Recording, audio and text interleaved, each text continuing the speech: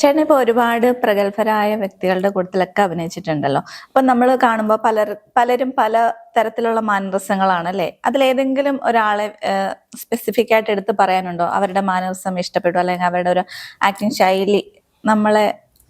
Acting നമ്മൾ legend ആയിട്ടുള്ള എല്ലാ ആക്ടേഴ്സിനും അവരുടേതായ ശൈലിയുണ്ട്. ഇപ്പോൾ കമൽ സാറായാലും രജനി സാർ അവരുടെ അഭിനയിക്കാനുള്ള ഭാഗ്യം എനിക്ക് ഉണ്ടായിട്ടില്ല. മലയാളത്തിലെ മിക്കവാറും എല്ലാവരുമായിട്ട് സ്ക്രീൻ സ്പേസ് ഷെയർ ചെയ്യാനുള്ള ഭാഗ്യം ഉണ്ടായിരുന്നു. മമ്മൂക്കയായാലും ലാലേട്ടനായാലും ഇപ്പോൾ സുരേഷ് ഏട്ടനായാലും ജയറാമേട്ടനായാലും ദിലീപേട്ടനായാലും ഫഹദ് ഫാസിലായാലും നിവിൻ പോളിയായാലും അങ്ങനെ ഒരുപാട്. എനിക്ക് തോന്നുന്നു ദുൽഖർ സൽമാനുമായിട്ട് മാത്രം ഞാൻ ഇതുവരെ സ്ക്രീൻ സ്പേസ് ഷെയർ ചെയ്തിട്ടില്ല.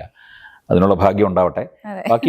ബാക്കി എല്ലാ പൃഥ്വിരാജായാലും ബാക്കി എല്ലാവരുമായിട്ടും ബിജുചേട്ടനായാലും എല്ലാവരുമായിട്ടും സ്ക്രീൻ സ്പേസ് കോമ്പിനേഷൻ സീൻസ് അഭിനയിക്കാനുള്ള ഭാഗ്യം എനിക്ക് ഉണ്ടായിട്ടുണ്ട്.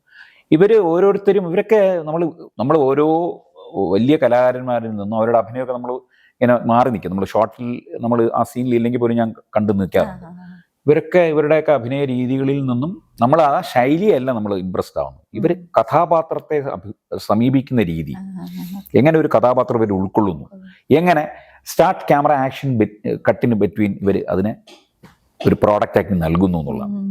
മനസ്സിലായില്ലേ? അത് അവരുടെ മനസ്സിൽ ആ സമയത്ത് ഓടുന്ന അവരെ അപ്രോച്ച് ചെയ്യുന്ന രീതി, അവരുടെ പ്രിപ്പറേഷൻ ഓരോരുത്തരും ഓരോ ടൈപ്പാണ്. ഇപ്പം ഫഹദ് ഷാനു പിന്നെ അപ്രോച്ച് ചെയ്യുന്ന രീതി വളരെ മെത്തോഡിക്കലായിട്ട്, വളരെ പഠിച്ച്, വളരെ അതിൻ്റെ A to Z മനസ്സിലാക്കിയിട്ട് പുള്ളി ചെയ്യുന്ന ഒരു പാറ്റേൺ ഉണ്ട്. ലാലേട്ടൻ തമാശ പറഞ്ഞിരിക്കുന്നതിൻ്റെ ഇടയിൽ ആക്ഷൻ എന്ന് പറയുമ്പോൾ പുള്ളി പെട്ടെന്ന് സ്വിച്ച് ഇട്ട പോലെ അഭിനയിക്കും. പക്ഷെ പുള്ളിയുടെ മനസ്സിനകത്ത് അതിനൊരു പ്രിപ്പറേഷൻ ഉണ്ടാവും. അത് വെളിയിൽ നമ്മൾ പ്രകടമല്ല എന്നാണ് എനിക്ക് തോന്നുന്നത്. അതായത് പുള്ളിയുടെ മനസ്സിൽ അതിൻ്റെതായ ഒരു പ്രിപ്പറേഷൻ. മമ്മൂക്ക അപ്രോച്ച് ചെയ്യുന്ന രീതി, മമ്മൂക്കയുടെ പിന്നെ ഒരു കഥാപാത്രത്തിന്റെ A to Z മമ്മൂക്ക നോക്കും. അത് കൂടെയുള്ളവരുടെ നോക്കും മമ്മൂക്ക. എല്ലാം ചോദിച്ചിട്ട് ഇതെങ്ങനെയല്ല അതങ്ങനെയല്ല എന്നൊക്കെ പറഞ്ഞ് അതങ്ങനെയാണ്. ഇപ്പം ഫോർ എക്സാമ്പിൾ ഞാൻ പറയാം, ഒരുപാട് ഇന്റർവ്യൂസ് പറഞ്ഞിട്ടുള്ളതാണെങ്കിൽ പോലും പറയാണ്. കുഞ്ഞനന്ദന്റെ കട എന്നുള്ളൊരു സിനിമ നമ്മുടെ സലീം അഹമ്മദ് ഏട്ടൻ അദ്ദേഹം സംവിധാനം ചെയ്ത സിനിമയിൽ സിംഗ് സൗണ്ട്, റസൂൽ പൂക്കുട്ടി വലിയ കുറവാണ്. അപ്പൊ അതിനകത്ത് ഒരു ഡയലോഗ് എനിക്ക് പറയുമ്പോൾ മമ്മൂക്ക പറഞ്ഞു, എടാ നിന്റെ പ്രായം 55 വയസ്സിന് കൂടുതലുള്ള ഒരു ആളാണ് നീ, ഈ കഥാപാത്രം രാഷ്ട്രീയക്കാരനാണ്, മമ്മൂക്കയേടാ എന്നൊക്കെ വിളിക്കുന്ന ഒരാളാണ്. അപ്പം പിന്നെ നമ്മൾ കണ്ണൂരുകാരാണ്. ഈ കണ്ണൂരുകാർ രാഷ്ട്രീയക്കാർ, അത് ഇടതുപക്ഷ ചായവുള്ള രാഷ്ട്രീയക്കാർ സംസാര രീതിയിൽ തന്നെ ഒരു സ്ലോനെസ് ഉണ്ടാവും. നിനക്ക് എന്തെങ്കിലുമൊക്കെ ചെയ്യാന്നുള്ളൊരു സ്ലോനെസ്, ഒരു പഞ്ച് അവർ പതുക്കെ പറയുള്ളൂ. കണ്ടിട്ടില്ലേ? ഇപ്പം നമ്മുടെ സഖാവ് മുഖ്യമന്ത്രി ആയാലും അവരൊക്കെ ആയാലും അവരുടെ സംസാരത്തിന് ഒരു എങ്ങനെ ഇരുത്തം വന്നിട്ടുള്ള ആ ഒരു പരിപാടി പിടിച്ചിട്ട് അപ്പം ഒരു ഡയലോഗ് പറഞ്ഞിട്ടുണ്ടെങ്കിൽ പുള്ളി പറഞ്ഞു 1 2 3 3 സെക്കൻഡ് നീ എന്നെ ഒരു ത്രെട്ടണിങ് ആണത്, ഒരു ഭീഷണിയാണ്. ഇനി നീ ഇങ്ങനെ കാണിച്ചാലുണ്ടല്ലോ കുഞ്ഞനെന്താ 1 2 3 അനക്ക് ഞാൻ പണി തരുവേ എന്ന് പറഞ്ഞൊരു സാധനം. അപ്പൊ ഈ 3 സെക്കൻഡ് പുള്ളി പറഞ്ഞു, 3 സെക്കൻഡ് നീ കൗണ്ട് ചെയ്തിട്ട് പറഞ്ഞാൽ മതി അടുത്ത ഡയലോഗ്.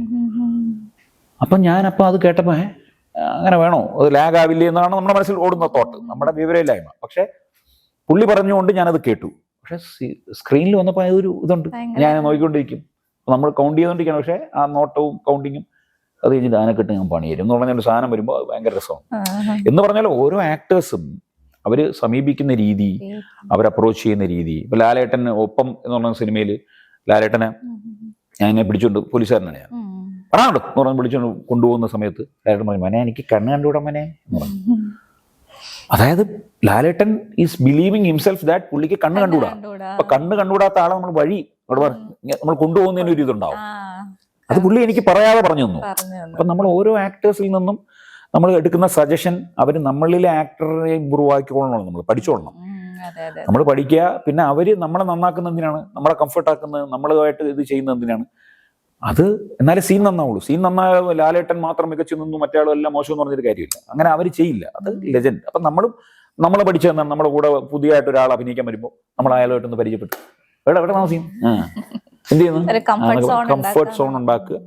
ഇതിന് ഞാൻ ഇങ്ങനെ ഒരു പരിപാടി പറയുമ്പോൾ ഞാൻ നിന്നെ നോക്കുവേ എന്ന് പറയുമ്പോൾ അവനും അറിയാൻ തിരിച്ചു നമ്മളെ നോക്കണം. അങ്ങനെ ഒരു അറ്റ്മോസ്ഫിയർ ഉണ്ടാക്കി നമ്മൾ അഭിനയിക്കുമ്പോൾ എന്താണെന്ന് വെച്ചാൽ സീൻ നന്നാവും. സീൻ നന്നാവുമ്പോഴാണ് അതിനകത്ത് ഗുണം ഉണ്ടാവും. നമ്മൾ വലിയ ഭയങ്കര വേഷമൊക്കെ ചെയ്തു വിചാരിക്കും, അടിപൊളി ആക്ടർ സീനൊക്കെ നമ്മൾ അഭിനയിച്ചു, സിനിമ മോശമാവുകയും കഥാപാത്രത്തിനൊരു അസ്തിത്വമില്ലായ്മ ഉണ്ടെങ്കിൽ അത് ചീറ്റിപ്പോവും. പറഞ്ഞു മനസ്സിലായി? അതേസമയം നല്ല ഇൻട്രസ്റ്റിംഗ് ആയിട്ട് നല്ല അടിപൊളി ഒരു സിനിമ, ഭയങ്കര ജനങ്ങളെ മുൾമുനയിലെത്തുന്ന ഒരു സിനിമയിൽ നമ്മൾ വന്നിട്ട് ഒരു ഡയലോഗ് ചുമ്മാ പറഞ്ഞാൽ മതി, ജനം ഭയങ്കരമായിട്ട് ഇപ്പൊ മെമ്മറീസ്, ഇപ്പൊ അൽജോ വരുന്ന വഴിയിൽ എന്നിട്ട് പറഞ്ഞത്, സാറേ സാറിന്റെ മെമ്മറീസ് മറക്കാൻ പറ്റില്ല. മെമ്മറീസിൽ ഞാനൊന്നും ചെയ്തിട്ടില്ല, ഞാൻ അങ്ങോട്ട് നടക്കുന്നു ഇങ്ങോട്ട് നടക്കുന്നു, ചായ കുടിക്കുന്നു, വരുന്നു, അവിടെ ഇരിക്കുന്നു, നോക്കുന്നു. പക്ഷെ ആ സിനിമ ഭയങ്കര ആയതുകൊണ്ട് നമ്മുടെ നടത്തം പോലും പല ആൾക്കാരും ബോഡി ലാംഗ്വേജ്. എന്നിട്ട് പുള്ളിയുടെ ഡയലോഗ് തന്നെ, ഞാൻ പറഞ്ഞ ഡയലോഗ് പുള്ളി പറഞ്ഞു വണ്ടിയിൽ വരുമ്പോ, എന്താണ് മറ്റേ പറുതയിട്ട, ഞാമലും പറഞ്ഞു പടുതയിട്ട സാർ, അത് ഭയങ്കരമായിരുന്നു. ഞാൻ പറഞ്ഞ അത് സിനിമ നന്നായതുകൊണ്ടാണ്. അതാണ്. അതുപോലെ ഇപ്പൊ ചേട്ടനിപ്പം ആക്ടിങ് ഏതെങ്കിലും ഒരു ക്യാരക്ടർ ചെയ്തിട്ട് എനിക്ക് അത് കുറച്ചുകൂടെ ബെറ്റർ ആക്കായിരുന്നു, അല്ലെങ്കിൽ ഞാൻ അഭിനയിക്കുന്നത് എനിക്ക് അങ്ങനെ തോന്നിയിട്ടുണ്ടോ ഏതെങ്കിലും? അല്ല, ഇതെന്താണെന്നറിയാം, ഇതിനകത്ത് നമ്മൾ സംഭവം എയറിൽ പൊക്കഴിഞ്ഞാൽ പിന്നെ നമ്മൾ അങ്ങനെ ആലോചിച്ചിട്ട് കാര്യമില്ല. ഞാൻ അല്ല, ബെറ്റർ ആക്കാമായിരുന്നു നമ്മൾ എപ്പോഴും, അതല്ലേ ഞാൻ പറഞ്ഞത്, നമ്മൾ ആദ്യത്തെ ചോദ്യത്തിലേക്ക് നമ്മൾ ഉത്തരം തന്നുമല്ല, അപ്ഡേറ്റ് ആയിക്കൊണ്ടേയിരിക്കണം. ഇതെല്ലാം ഞാൻ ഈ ചോദ്യത്തിന് ഉത്തരവൊക്കെ ആദ്യം തന്നെ നമ്മൾ അപ്ഡേറ്റ് ആയിക്കൊണ്ടേയിരിക്കണം. അപ്പൊ നമ്മൾ ഓരോ പ്രാവശ്യം നമ്മൾ പഴയ സിനിമ നമ്മുടെ അഭിനയം നോക്കുമ്പോൾ നമ്മൾ അയ്യോ നമ്മൾ അങ്ങനെ പോയിട്ടുണ്ട്, ഞാൻ പറഞ്ഞു കാണാണ്ടാവുന്നു. നമ്മൾ അപ്ഡേറ്റ് ആയിക്കൊണ്ടിരിക്കുകയല്ലേ. പിന്നെ അഭിനയ രീതികൾ മാറിക്കൊണ്ടിരിക്കുകയല്ലേ, പണ്ടത്തെ അഭിനയ രീതി പോലും മാറിക്കൊണ്ടിരിക്കുക. പഠിച്ചിട്ടുണ്ടോ? ഇല്ല. പഠിക്കാൻ പറ്റുന്ന സംഭവമാണെന്നൊക്കെ അതിന് വലിയൊരു ചർച്ചയ്ക്ക്, അതൊരു it's A matter of debate. അഭിനയം പഠിക്കാൻ പറ്റുമോ എന്ന് ചോദിച്ചു കഴിഞ്ഞാൽ പഠിക്കാൻ പറ്റും. സ്കൂളിൽ പഠിക്കാൻ പറ്റുമോ, സ്കൂളിൽ പഠിച്ചുകൊണ്ട് ഗുണമുണ്ടാവും വെച്ചാൽ ഗുണമുണ്ടാവും. പക്ഷെ സ്കൂളിൽ പഠിച്ചുകൊണ്ട് മാത്രം നല്ലൊരു അഭിനേതാവെന്ന് വെച്ച് കഴിഞ്ഞാൽ പറ്റില്ല. എപ്പോഴും നമ്മൾ എക്സ്പീരിയൻസ് ആണല്ലോ അല്ലേ. ഇത് ഒരു എന്താ പറയുക, മേക്ക് ഇഫ്, അതിന് വേറെ ഭയങ്കര ഒരുപാട് സംസാരിക്കാനുള്ള വിഷയമാണ്. നമുക്കത് പിന്നീട് അടുത്ത എപ്പിസോഡിൽ നമുക്ക് സംസാരിക്കാം. ഞാൻ കുറച്ചുകൂടെ വളരട്ടെ അങ്ങനെയല്ല, അതൊരു വലിയ നമ്മൾ അങ്ങനെ നമ്മൾ പറയുന്നതെല്ലാം ശരിയെന്ന് അല്ല ഞാൻ പറയുന്നത്. നമ്മൾ അറിയുന്ന കാര്യങ്ങൾ ചിലപ്പം പ്രിയക്ക് എന്നെക്കാളും കൂടുതൽ അറിയായിരിക്കും. നമ്മളൊരു ഇറ്റ്സ് എ മാറ്റർ ഓഫ് നമ്മൾ ഡിസ്കസ് ചെയ്യേണ്ട കാര്യങ്ങളാണ്. ഒരുപാട് ഇതിപ്പോഴും കണ്ടുപിടിച്ചുകൊണ്ടിരിക്കുന്ന കാര്യങ്ങളാണ്. മനസ്സിലായില്ല, നമ്മൾ വേറൊരാളിന് ജീവൻ കൊടുക്കണം.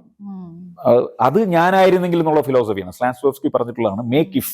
അത് ഞാനായിരുന്നെങ്കിൽ, ഈ ഇപ്പൊ ഒരു അഡ്വക്കേറ്റ് ആണ്, ആ അഡ്വക്കേറ്റ് ഞാനായിരുന്നെങ്കിൽ ഈ സിറ്റുവേഷനിൽ എങ്ങനെ ചെയ്യും എന്ന് പറഞ്ഞ് അപ്രോച്ച് ചെയ്യുന്ന ഒരു രീതി. അതേസമയം വേറൊരു രീതിയുണ്ട്, ആ കഥാപാത്രത്തിൽ നമ്മൾ ജീവൻ കൊടുക്കുകയാണ്, അത് അയാളാണ്. അപ്പൊ ഇതെല്ലാം ഓരോരുത്തരും ഓരോ കഥാപാത്രങ്ങൾ അപ്രോച്ച് ചെയ്യുന്ന രീതികൾ ഡിഫറെന്റ് ആയിരിക്കും.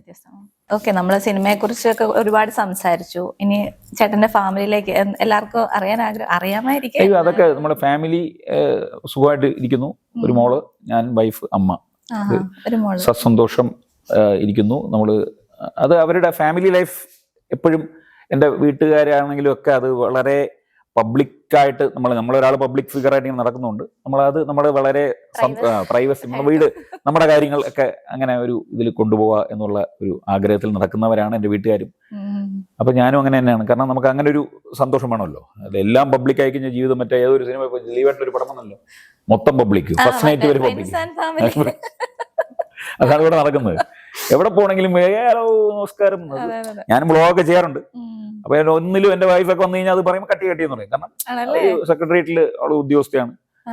അപ്പൊ അത് എല്ലാവരും മൊത്തത്തിൽ നമുക്ക് ഇടയ്ക്ക് നമ്മളൊക്കെ ചെയ്യും. എങ്കിലും ജീവിതം ഇന്നത്തെ ജീവിത രീതിയാണ്. രാവിലെ എണീച്ച് ഉള്ള മൈ ഡേ ടൂർ എന്നൊക്കെ പറഞ്ഞിട്ട് പരിപാടിയില്ലേ. രാവിലെ ഞാൻ എണീച്ച് കുളിച്ചു ഇരിക്കുന്നു. അതൊക്കെ കാണാൻ ആൾക്കാർക്ക്. ബിഗ് ബോസ് ഹിറ്റാണുള്ള കാരണം എന്താ? രാവിലെ എന്ത് ചെയ്യുന്നു, വേറെ എന്ത് ചെയ്യുന്നു, അത് ഭയങ്കര ഇൻട്രസ്റ്റ് ആണ്. മറ്റുള്ളവരുടെ ജീവിതത്തിലേക്ക് ഭയങ്കര ഇൻട്രസ്റ്റ്. അത് നമുക്ക് പ്രത്യേക ക്വാളിറ്റിയാണ് നമുക്കത്. ഒരു മോളല്ലേ, നമുക്കൊന്നുള്ള കൺസെപ്റ്റ് ആണോ ഒരു കുട്ടി? അല്ല, അത് ഒന്ന് നമുക്ക് കിട്ടി, സന്തോഷം, അത്രേ ഉള്ളൂ.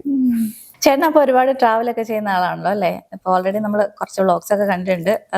അല്ല, യാത്ര എന്ന് പറയുന്നത് ഒരു റിജുവനേഷൻ തെറാപ്പി ആയിട്ടാണ് ഞാൻ വിചാരിക്കുന്നത്. കാരണം നമ്മളൊന്ന് ഫ്രഷ് ആവും. ഭയങ്കര ടെൻഷനൊക്കെ അടിച്ചിരിക്കുമ്പോൾ, ഭയങ്കര നമുക്ക് കിട്ടാൻ ഭയങ്കര മൂഡ് ഓഫ് ആയിട്ട് ഇരിക്കുമ്പോൾ വണ്ടി എടുത്ത് ഒരു റൗണ്ട് അടിച്ചിട്ട് ഒന്ന് നോക്കിയേ, മൈൻഡ് നല്ല റിലാക്സ് ആവും. കട്ട് ഓഫ് ആയിട്ട് അങ്ങനെ പോവുക, അത് ഭയങ്കര രസമാണ്. പിന്നെ സ്ഥലങ്ങൾ കാണാൻ എനിക്ക് ഭയങ്കര ഇഷ്ടമാണ്. പുതിയ ആൾക്കാർ, പുതിയ ജോഗ്രഫി, പുതിയ ആഹാരം, ഇതൊക്കെ കഴിക്കാനും അവരുടെ ജീവിത രീതികൾ ഭയങ്കര ഇഷ്ടമാണ്. പറഞ്ഞു വന്നത്, ഞങ്ങളുടെ ഈ ചാനൽ ഡെസേർട്ടെക്കേഴ്സ് എന്ന് പറഞ്ഞ ചാനൽ ശരിക്കും ഒരു ടൂറിസ്റ്റ് പ്ലാറ്റ്ഫോം കൂടിയാണ്. അപ്പൊ നമ്മളുടെ ഈ ചാനലിൽ നമുക്ക് യൂട്യൂബ് ചാനലുണ്ട്, ഫേസ്ബുക്ക്, ഇൻസ്റ്റാഗ്രാം ഉണ്ട്. ഇതിന്റെ എല്ലാം സബ്സ്ക്രൈബേഴ്സിൽ നിന്ന് നമ്മൾ ഒരാളെ സെലക്ട് ചെയ്യുന്നുണ്ടാവും. എന്നിട്ട് അവർക്ക് നമ്മളൊരു ഓഫർ കൊടുക്കുന്നുണ്ട്.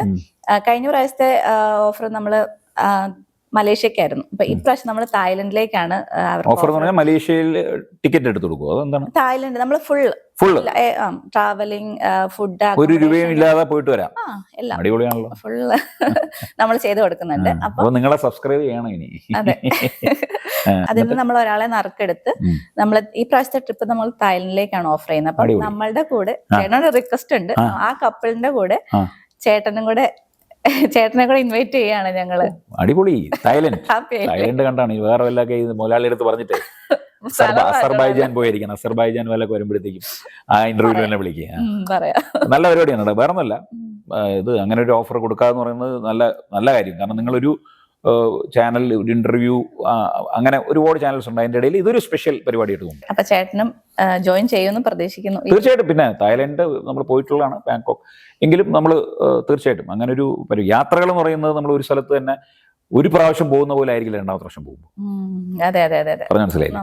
നമ്മൾ ഓരോ പ്രാവശ്യവും ഓരോ സ്ഥലത്ത് നമ്മൾ പോകുമ്പോൾ ഓരോ പുതിയ അനുഭവങ്ങളും ഉണ്ടാവും. അപ്പൊ ഒരു പുതിയ അനുഭവത്തിനായിട്ട് ഞാനും ഉണ്ടാവും. Thank you. അപ്പൊ നിങ്ങൾ കേട്ടല്ലോ. അപ്പൊ നമ്മളുടെ ഈ ട്രിപ്പിൽ ബാലാജി ചേട്ടൻ ഉണ്ടാവും നമ്മളുടെ കൂടെ. ഓക്കെ, അപ്പൊ ബാലാജി ചേട്ടാ, ഒരുപാട് സന്തോഷമുണ്ട് ചേട്ടന്റെ ഒരുപാട് വിലയേറിയ സമയം ഞങ്ങൾക്ക് വേണ്ടി സ്പെൻഡ് ചെയ്തതിന്. ഇനിയും ഒരുപാട് നല്ല നല്ല ക്യാരക്ടേഴ്സ്, അതായത് ചേട്ടൻ ആഗ്രഹിച്ചതുപോലുള്ള ക്യാരക്ടേഴ്സ് ചേട്ടന് അഭിനയിക്കാനുള്ള അവസരങ്ങൾ ഉണ്ടാവട്ടെ. ദൈവം അനുഗ്രഹിച്ചുണ്ടാവട്ടെ.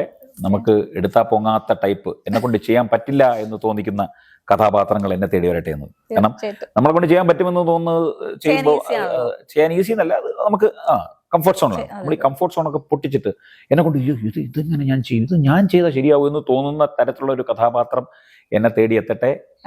അത് ജനങ്ങൾക്ക് ഇഷ്ടമാവുന്ന രീതിയിൽ എനിക്ക് പെർഫോം ചെയ്യാൻ പറ്റട്ടെ. അതിനുള്ള ആരോഗ്യം ഉണ്ടാവട്ടെ, മനസ്സമാധാനം ഉണ്ടാവട്ടെ എന്ന് ഞാൻ പ്രാർത്ഥിക്കുന്നു. നിങ്ങൾ എനിക്ക് വേണ്ടി പ്രാർത്ഥിക്കുക. അതുപോലെ തന്നെ പ്രിയയ്ക്കും എല്ലാവിധ ഭാവങ്ങളും. പ്രിയ വളർന്നു വരുന്ന ഒരുപാട് സിനിമകളിലൊക്കെ ചെറിയ ചെറിയ വേഷങ്ങൾ ചെയ്യുന്നു, വലിയ വലിയ വേഷങ്ങളിലേക്ക് കാണാൻ സാധിക്കട്ടെ. ആങ്കറിങ് നന്നായിരുന്നു, ഇറ്റ് വാസ് ഗുഡ്. ഒരു രസകരമുള്ള പരിപാടിയായിരുന്നു. അപ്പോൾ എന്നെ ഈ ഷോയ്ക്ക് ക്ഷണിച്ച അൽജോ, അതിന് അൽജോയെ ക്ഷണിക്കാൻ പ്രേരിപ്പിച്ച ബബിൻ, ഇവർക്ക് എല്ലാവർക്കും ഞാൻ നന്ദി പറഞ്ഞുകൊള്ളുന്നു. എല്ലാവർക്കും എല്ലാവിധ ഐശ്വര്യവും ആയുസ്സും സമാധാനവും സന്തോഷവും എനർജിയും പോസിറ്റിവിറ്റിയും ഒക്കെ ഉണ്ടാവട്ടെ. Life is only once, live it fully. Very good. Thank U.